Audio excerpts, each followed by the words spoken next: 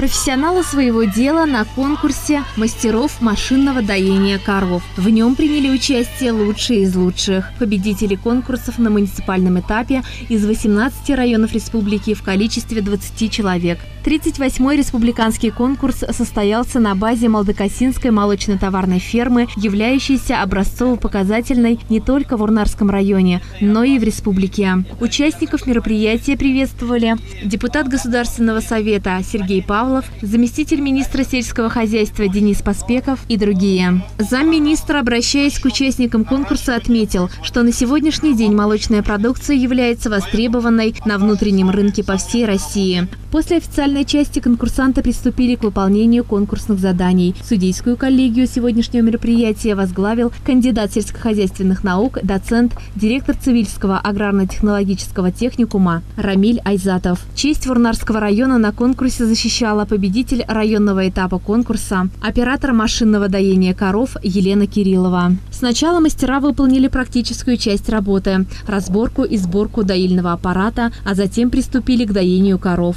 Здесь всем потребовались сноровка, опыт, быстрота выполнения задачи. Доение коров участники конкурса провели в доильном зале молочно-товарной фермы. Многие участники конкурса отметили современное оснащение доильного зала необходимым оборудованием, чистоту и порядок в нем. Победителем 38-го республиканского конкурса мастеров машинного доения коров стала представитель фирмы из Янтиковского района Наталья Ярастова. На втором месте Елена Кириллова из Урнарского района. Третье место присудили Анне Мишенковой из Ядринского района. Победителю конкурса предстоит представить Чувашскую республику на профессиональном конкурсе мастеров машинного доения коров в Башкортостане. Олеся Григорьева, Елена Анисимова, Урнары.